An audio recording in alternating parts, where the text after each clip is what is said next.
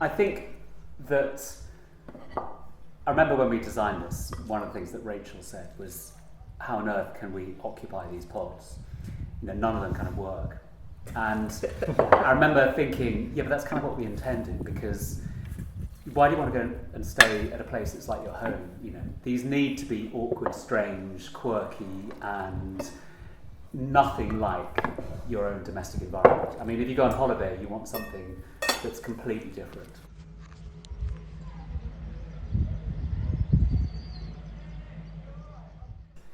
So tell me what you guys found when you came here.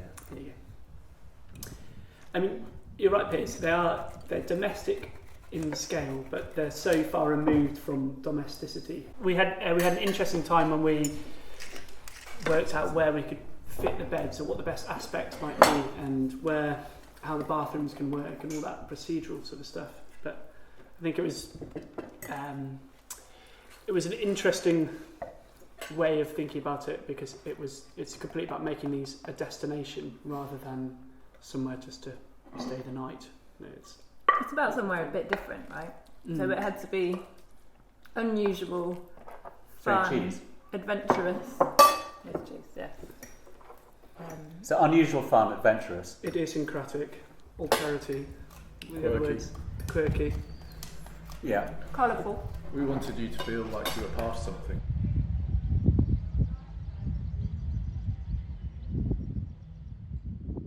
There are 5 pods, and they all have different themes. Is that right? So tell us about those stories, those themes. In pod 1, which is the object exchange, we call it Watchet's Living Museum. So in order to stay there as a guest, you contribute something to the pod. That's an object of use, beauty, interest, whatever it might be. Something that maybe is related directly to Watchet, or could be slightly could you around that. Contribute a dream or an idea, leave that? You could, if it was something, it has to be a tangible object that you then will leave on a shelf or within the storage, within the space. In exchange for staying there, you get to take something else away. But what we're really interested in are the stories that people write down on the luggage tags tied to the staircase, so that the next residents or next guests will find out other people's stories and experiences from Watchet. You come back in 10 years' time, what do you think you'll see? Hopefully the wires holding up the suspended staircase will be completely covered, almost like those bridges in Paris with all the padlocks on, but it'll be covered in these luggage tags with stories. That is the visitor's book, in a way.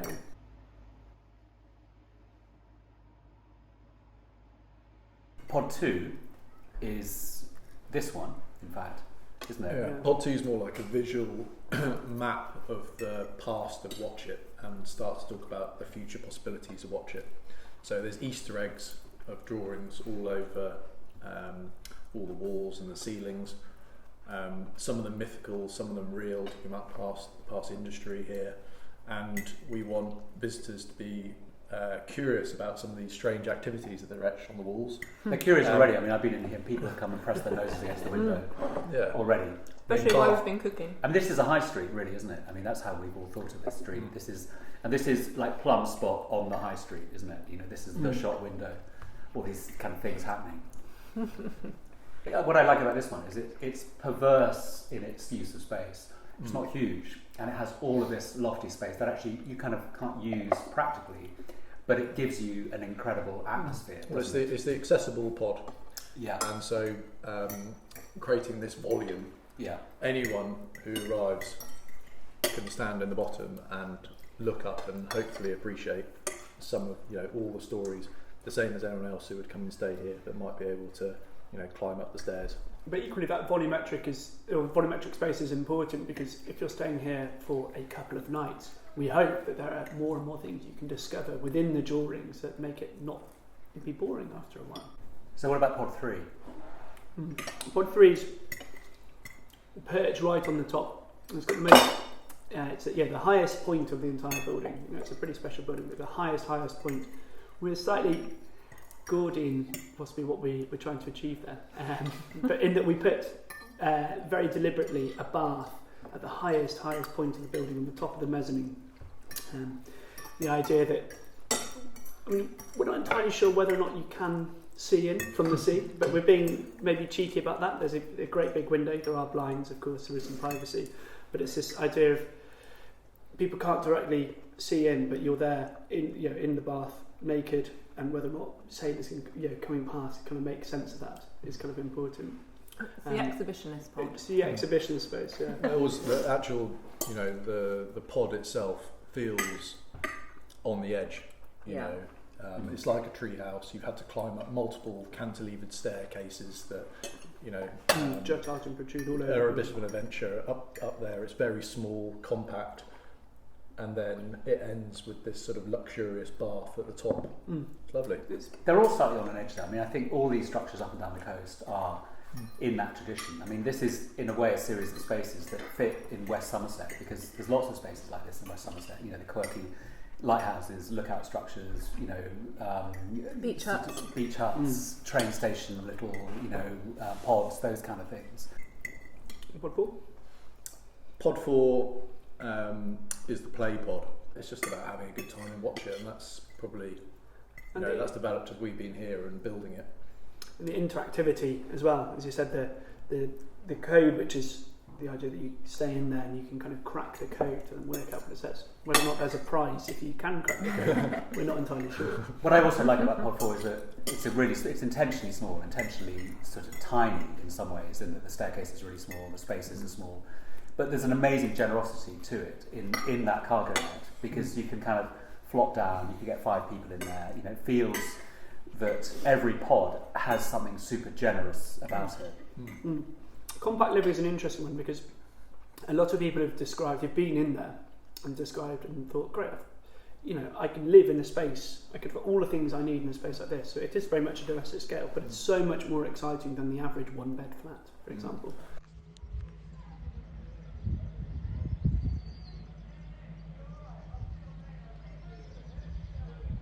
Yeah, so going to run. Pod 5 is called the Participatory Art Pod, which doesn't flow off the tongue very well. But the idea is that we will, every year, work with an artist. We'll put out an open call and invite artists to submit their ideas.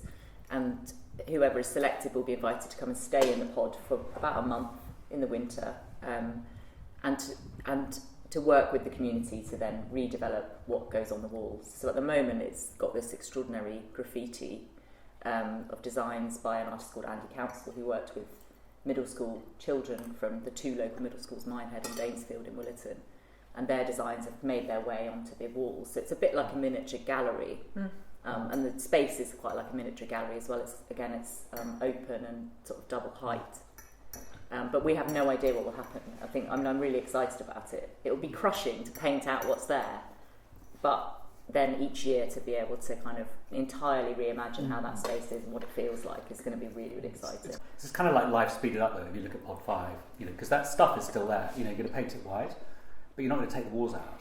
It's still there. It's we may not paint it white. Someone might propose to just add to. Exactly, it might never, what's in there might never go. It might just all evolve and evolve and evolve. We don't really know. This is a series of buildings here that have no beginning and no end. Yeah. And there's this kind of narrative that you design something that's kind of fixed and frozen. But all these buildings here will evolve. The galleries are constantly changing, the pods are constantly changing. It's a kind of living, breathing thing, isn't it? And I think letting go of what was and bringing in something new is part of an essential process of kind of life and renewal, isn't it? We were talking about this the other day, weren't we? That one of the things that I'm really looking forward to over the summer and over the next few years is as all these spaces become sort of bedded in. What was here before was contains art, and actually what was lovely about it was the different layers of work that we had added to, and a sculpture appearing in a corner that then stayed for 18 months, and then different things, and the floor changing colour as more and more kids painted more and more murals on it, and that hasn't really started happening yet. It will as the summer happens and the artists will come out their studios and events happen, and all that kind of messy filling in, which will really then make East Quay feel like it's kind of part of the community and already part of Watchet's history and story. I think that will be really exciting, and the same will happen in these pods.